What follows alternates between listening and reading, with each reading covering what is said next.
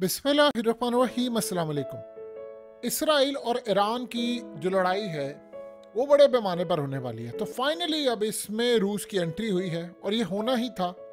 एक तरफ तो आपको पता है कि यानी इसराइल में इस वक्त सैटेलाइट फ़ोन पहुंचा दिए गए हैं तमाम मिनिस्टर को, आर्मी चीफ और सबको, और इनके अपने फ़ोन बंद करवा दिए। दूसरी जानिब रूस का एक सबसे इंतहाई अहम तरीन कार्गो ये बेसिकली इस वक्त पहुंचा है तेहरान में। ये गैलेक्स एयरलाइन का जो कार्गो फ्लाइट है ये असल में गई है। ये ख़ास तौर पर लेकर जाते हैं आर्म्स, लेकर जाते हैं ट्रांसपोर्ट, मिलिट्री के लिए इस्तेमाल होता है। ये तेहरान में पहुंचा है और इंटरेस्टिंग सूरत हाल ये है कि तेहरान में इस वक्त पहुंचा है जब इस्माइल हानिया को मारा गया और उसके बाद ईरान की सिक्योरिटी इस वक्त मुकम्मल तौर पर हाई अलर्ट है। अब सीन ये है कि रूस ने इनको कौन से हथियार, क्या चीज़ें भेजी हैं कि जिसके बाद अब चूंकि हमला करने जा रहे, जंग छिड़ने वाली, तो उससे पहले रूस ने हथियार, वो तमाम चीज़ें भेजी हैं जो इस जंग में ईरान की मदद करने के लिए जा रही हैं। देखिए, अक्सर लोग कह रहे हैं कि S-500 भेजा गया है। ये जितना बड़ा कार्गो है ये आमतौर पर इमदाद के लिए भी जाता है, गजा में जाना हो या कहीं जाना हो ये भेजते, इसमें बड़ी इमदाद भी जाती है, बड़ा खुला है, इसमें हर तरह की चीज़ें आ सकती हैं, एयर डिफेंस सिस्टम भी आ सकता है। देखिए, जहाँ तक बात है कि S-400 की, तो S-400 तो ऑलरेडी अमेरिका ने कहा है कि इनके पास पहले से मौजूद है, वो बता नहीं रहे। ये भी पॉसिबिलिटी है कि उसकी एक नई बैटरी आई हो, लेकिन ये भी पॉसिबिलिटी है जिस पर अमरीकी इस वक्त गेस कर रहे हैं कि क्या ये S-500 तो नहीं आया यहाँ पर, क्योंकि इससे बेहतर एडवांस इस वक्त इनके पास कोई है नहीं और उसका एक्सपोर्ट वर्जन हो ना हो, इस वक्त ईरान को बचाना लाजिम है। लेकिन उसके साथ साथ इसमें साइबर हमलों को रोकने के लिए, डिटेक्शन के लिए नई डिवाइसेस और वो तमाम के तमाम इस वक्त यानी हथियार और वो डिटेक्टिंग करने वाली डिवाइसेस आई हैं जो असल में इस वक्त सबसे अहम Ayatollah Ali खामनाई, army chief, president और बाकियों को बचा सके। क्योंकि ये जो इस्माइल हानिया का हमला था, इसके बाद से एक चीज़ तो तय हो गई है कि दुनिया में अगर सिक्योरिटी के पॉइंट ऑफ व्यू से किसी मुल्क ने सबसे बेहतरीन अपनी परफॉर्मेंस दी है तो वो रूस है। उसकी वजह यह है कि पुतिन को हमला करने के लिए, यानी उस पर हमला करने के लिए, उसको मारने के लिए, उसने खुद कहा कि 20 से ज़्यादा अटैम्प्ट्स हैं उसकी गवर्नमेंट को फारिग करने के लिए। तो अभी तक हर चीज़ को डिटेक्ट अर्ली कर लेना, उसको चेक कर लेना, डिवाइसेस को देख लेना, नकारा बना देना, जैम कर देना, ये तमाम की तमाम जो टेक्नोलॉजी है एडवांस लेवल की, वो रूस के पास मौजूद है। तो रूस ने इनको भेजी है एडवांस टेक्नोलॉजी। देखिए, सबसे बढ़कर इनमें वो चीज़ें भी हैं जो इनके एटमी प्रोग्राम की भी हिफाजत करेंगी। ये बात आप जहन में रखिएगा। खाली ऐसा नहीं है कि डिफेंस सिस्टम ने हिफाजत करनी होती है, और बहुत सारी चीज़ें। मसला सारा ये है कि अंदर के हैं गद्दार, वो सारा ये काम करें। आप इसराइल को दाद दें इस बात की, इसमें तो दाद देनी उनको बनती है कि आफरीन है कि उनके ईरान के साथ ताल्लुकात नहीं है, लेकिन अंदर बैठे हुए उन्होंने ईरान में गद्दार खरीदे हुए हैं। ये बड़ी अजीब सूरत हाल है और इस्लामिक वर्ल्ड में हमेशा से होता है। ये बड़ा हमारा एक अलमिया रहा है, हमारी तारीख ही इस तरह भरी है। खिलाफत उस्मानिया से लेकर अब तक ये सब कुछ आपको नजर आएगा। अब यहाँ पर जो सूरत हाल है वो ये है कि ख़ास तौर पर हथियार, चीज़ें, डिवाइसेस आई हैं जिनमें ये अपने बड़ों की, यानी जो मेजर इनके लीडरान हैं, उनकी वो हिफाजत कर सकें, डिटेक्ट कर सकें, कोई ख़तरा है वो अर्ली बता सकें। वरना आप ये सोचें कि अब जो हालात सामने है कि इस्माइल हानिया को मारने के लिए 2 महीने से डिवाइस वहाँ पर इंस्टॉल थी, इसका मतलब उसको कोई डिटेक्ट नहीं कर पाया। इसका मतलब है बाईपास करके वो तमाम चीज़ें, तो वो तमाम चीज़ें डिटेक्ट करने के लिए कि यहाँ पर हैं या नहीं है, एक तो ये चीज़ भेजी है। साइबर हमलों को रोकने के लिए एडवांस टेक्नोलॉजी भेजी गई है और इसके अलावा एयर डिफेंस सिस्टम इनको भेजे गए, हथियार भेजे गए। क्योंकि देखिए, इस वक्त छोटे छोटे हथियारों की ईरान की ज़रूरत नहीं है। ईरान को जो ज़रूरत है वो ये है कि एक तो उन्होंने अपना एटमी प्रोग्राम बचाना है, अर्ली डिटेक्शन, उसके लिए जाहिर सी बात है S-400 या S-500 उनको चाहिए। वो ऑलरेडी है या नहीं है, वो इस तरह की चीज़ें, डिफेंस सिस्टम हो सकता है। लेकिन जो सबसे अहम बात ये है कि इनके जो बड़े जितने भी लोग हैं उनको साइबर हमले रोकने के लिए, साइबर हमले रोकने के लिए और करने के लिए दुनिया में रूसियों से बढ़कर कोई नहीं है। यानी आप ये सोच रहे हैं कि रशियन हैकर जो है वो पूरी दुनिया में छाए हुए हैं। चाइनीज़ हैं या रशियंस हैं और इजरायली है, इन्होंने पूरी दुनिया के तो उदम मचा कर रखा हुआ है। अमरीकी इन मामलात में बहुत पीछे हैं अभी, इनसे अगर कंपेयर किया जाए तो। अब यहाँ पर जो स्नैरियो सबसे ज़्यादा अहम डेवलप हो रहा है वो ये स्नैरियो है कि इस सारी सूरत हाल में ईरान की मदद की जा रही है कि आपने कैसे करना है हमला, आपने सूरत हाल को कैसे रखना है, क्या मामलात होंगे। इस वक्त बड़ी डेवलपमेंट ये की जा रही है, ईरान की हिफाजत की जा रही है। ये तमाम की तमाम आप समझ रहे जो चीज़ें हैं मैक्सिमम हो सकती हैं वो रूस ने पहुंचा दी हैं। क्योंकि देखिए दो चीज़ें हैं, ये बात बड़ी क्लियर है, ईरान करने जा रहा है हमला चाहे वो जितना मर्जी खतरनाक हो, चाहे वो बिल्डिंग्स उड़ा दे, लिबनान कर दे, अल्टीमेटली चाहे सारे मिलकर हमला करें। अभी तक अमरीकी कह रहे हैं कि कई हजार मिसाइल, ड्रोन्स, रॉकेट्स, ये सारे लिबनान, शाम, इराक, ईरान और इसी तरह यमन मिलकर मारेंगे और कई दिन तक मारेंगे। पहला रिस्पॉन्स होगा, कुछ भी हो, कम हो ज्यादा हो, एक बात 100% तय है, इसराइल ने रिटेलिएट करना है, इसराइल ने हमले का जवाब देना है। सवाल ही पैदा नहीं होता कि इसराइल हमले का जवाब ना दे। उन्होंने ईरान पर स्ट्राइक करना ही करना है। वो गालिबन उन्होंने कोशिश पूरी करनी है कि उनका न्यूक्लियर प्रोग्राम तबाह करें। और अगर ये हो गया खुदा न खास्ता, तो ये तो फिर आप समझ रहे बहुत बड़ी तबाही है, ये होना नहीं चाहिए। लेकिन अगर ये बच गया तो इसका रूस को क्रेडिट भी बहुत ज़्यादा जाएगा। सो इस सारी सूरत हाल में ईरान की मजबूती है, क्योंकि आयतुल्ला अली खामनाई ने कहा है कि आपने हमला करना है, अपने लोगों को बचाना है और डिफेंड करना है अपने प्रोग्राम को, एटमी प्रोग्राम को और तमाम चीज़। उन्होंने कहा खाली ऐसा नहीं है कि स्ट्राइक करना, स्ट्राइक करके आपने चीज़ बचाना। तो हंगामी बेसिस पर रशिया का कार्गो जो आया है वो इस वक्त पुतिन जो मैक्सिमम सिक्योरिटी हो सकती है जो इस वक्त प्रोवाइड कर सकते हैं वो प्रोवाइड की है। अब ये भी पॉसिबिलिटी है कि इसमें चाइना से भेजे गए बहुत सारे आलात हैं, वो भी पॉसिबिलिटी आए हों, क्योंकि चाइना डायरेक्ट चीज़ें नहीं देता, वो रूस तक पहुंचा देता है, फिर आगे वो आगे यूज़ करते हैं। और ये याद रखिएगा, रूस के पास अब तक जितनी हिफाजती प्रोग्राम और चीज़ें गई हैं उनमें बड़ी एक खेप चाइना से भेजी गई चीज़ों की थी। यानी चाइना की टेक्नोलॉजी ने बड़ा किरदार अदा किया है कि उन्होंने रूस के साथ ये मामला तय किए हैं।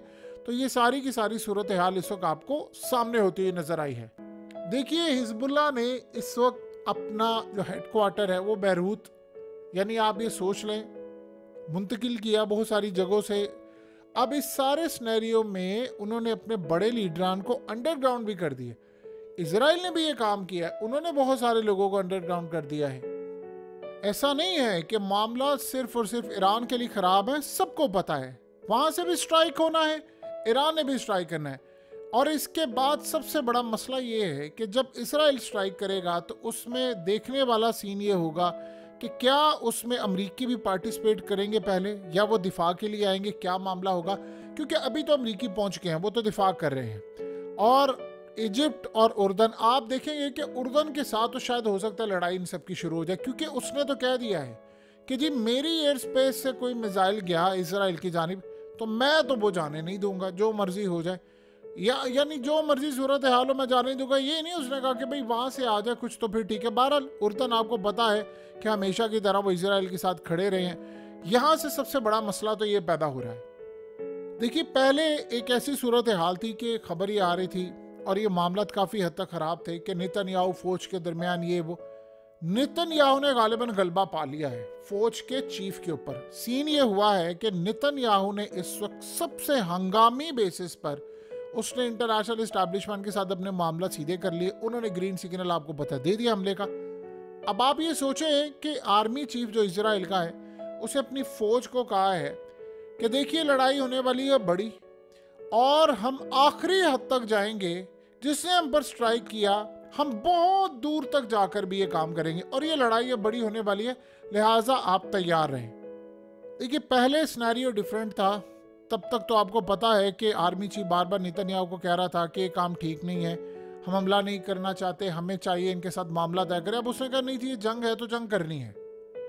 देखिए इस वक्त सबसे बड़ा मसला ये है कि हिजबुल्लाह ने अपना जो स्टाफ क्वालिटी वाला है, इनके इक्विपमेंट्स हैं बैरूत से फौरी तौर पर निकाल दिए, क्योंकि बैरूत में जो हालिया हमला हुआ था इनको पता है कि वहाँ से निकल जाना यही सबसे अहम चीज़, यानी हेड क्वार्टर ये तमाम चीज़ें वो मुंतकिल जो करे हैं।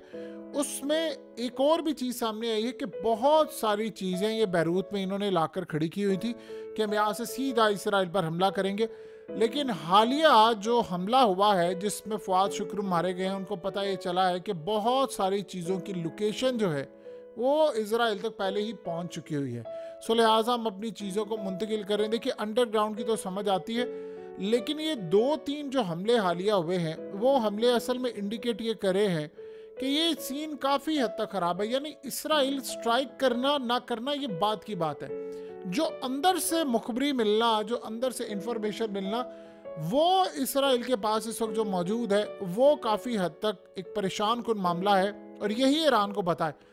देखिए ईरान ने तो इस वक्त इक्विपमेंट्स मंगवा लिए हैं रूस से, हथियार, चीज़ें, डाटा, काफ़ी सारी चीज़ें पहुंच गई हैं, और इस जंग को याद रखिएगा लाइव इस वक्त मॉनिटर कर रहा है रूस। पुतिन को डेट भी पता है ईरान ने कब हमला करना है, जगह भी पता है, एक एक चीज़ का पता है, सारी चीज़ें ईरान ने उनसे डिस्कस की हुई हैं, और गालिबन चाइना को भी पता है, वो इसके लिए तैयार है, उनको पता है क्या सूरत हाल होगी क्या नहीं होगी। पहली दफ़ा एक सिनेरियो देखने को मिला है कि रूस ने सिर्फ, आप एक चीज़ देखेंगे, एक लाइन ड्रॉ हो चुकी है, छोटा सा समझ लीजिए एक वाकया होना है, और रूस और इसराइल की जंग आपस की छिड़नी। क्योंकि सबसे बड़ा मसला ये है कि इन्होंने शाम के अंदर लड़ाई करनी, और बशार अल असद ने ऑलरेडी कहा है कि हमने रूस को हैंड ओवर किया। रूस ने पहले ही इनको वार्न कर दिया था कि आप शाम के अंदर हमले ना करें, शाम की सिक्योरिटी चूंकि हमें दी गई है तो हमने इसकी हिफाजत करनी है। अब यहाँ से एक बात याद रखिएगा, इम्तिहान जो है वो रूस का है बहुत बड़ा, उसकी टेक्नोलॉजी का बहुत बड़ा इम्तिहान है। ईरान का इस वक्त बचना चाइना के लिए भी अहम है और रूस के लिए भी। देखिए सबसे पहले समझे, 425 अरब डॉलर से जायद की इन्वेस्टमेंट का पूरा सेटअप है चाइना का ईरान के अंदर, यानी उन्होंने काफ़ी जो लंबा एक प्रोग्राम दिया उसमें इनकी इन्वेस्टमेंट है। अब आप इस बात को अंदाज़ा लगा लें कि हमारे मुल्क में 66 या 70 अरब डॉलर के करीब है उनकी, तो उनकी यानी 25 साल का पूरा एक प्रोग्राम है। तो आप ये सोचें कि वहाँ पर चाइना ने जो इन्वेस्टमेंट की है, चाइना ये चाहेगा कि उसकी सारी इन्वेस्टमेंट डूब जाए, क्या ये सब कुछ बर्बाद हो जाए? क्या रूस ये चाहेगा? सवाल ही पैदा नहीं होता। दुनिया में सबसे ज़्यादा इस वक्त अहमियत अगर कोई इख्तियार कर गया है तो वो है ईरान। ईरान इस सारे सिनेरियो में लड़ाई के लिए पूरी तरह तैयार है। अब अगला सिनेरियो उससे भी ज़्यादा ख़तरनाक हो रहा है, और वो ये है कि इनकी न्यूक्लियर फैसिलिटीज़ को बचाने के लिए चाइना और रूस मैदान में कूदे हुए हैं, वो आखिरी हद तक जाएंगे।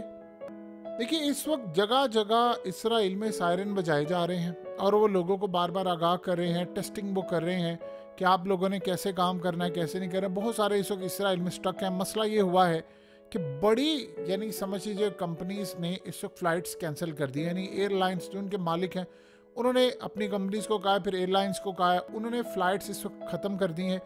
8 दिन तक तो इंडिया ने अपनी फ़्लाइट्स कैंसिल कर दी हैं। देखिए एक बात समझिए, जब भी किसी जगह पर हमला होगा तो आपके करीबी इत्तेहादियों से आप ये बिटवीन द लाइन्स समझ सकते हैं कि क्या होने जा रहा है। सबसे पहले इंडिया ने 8 दिन के लिए ये अपनी तमाम की तमाम फ़्लाइट जो है वो कैंसिल की हैं, सस्पेंड कर दी हैं, इसराइल के लिए, तेल अवीव के लिए, तमाम चीज़ों के लिए।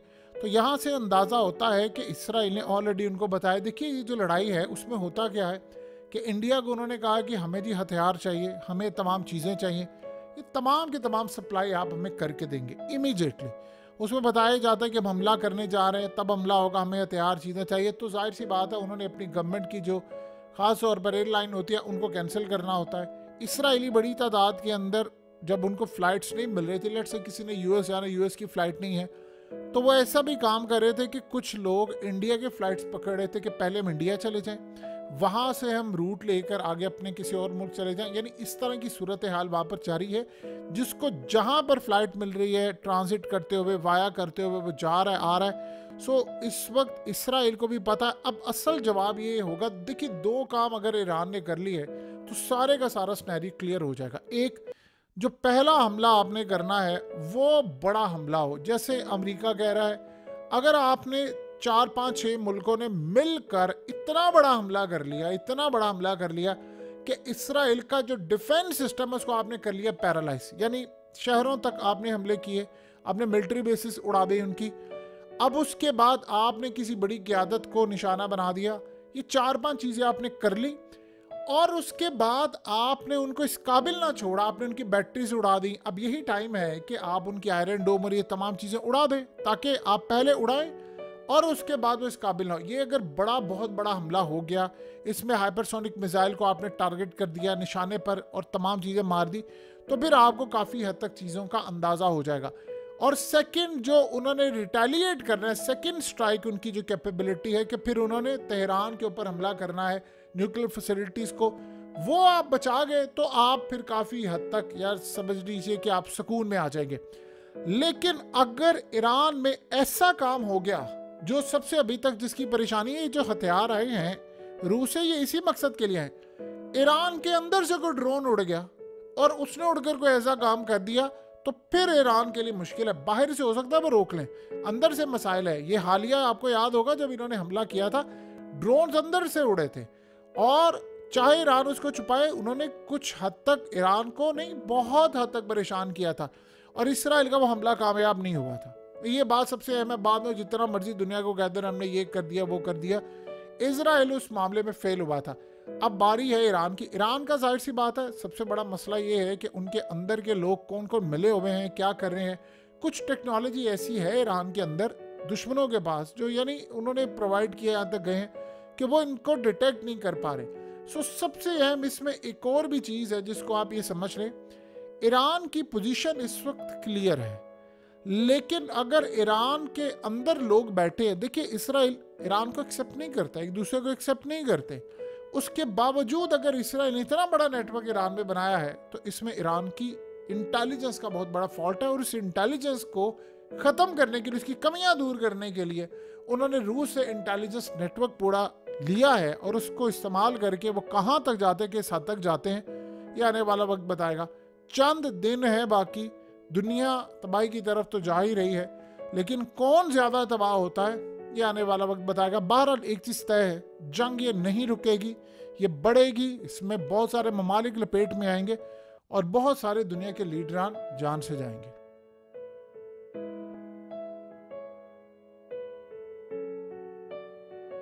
हकीकत टीवी को सब्सक्राइब करना मत भूलें, वीडियो को लाइक करें, शेयर करें और कमेंट सेक्शन में अपनी राय का इजहार ज़रूर करें।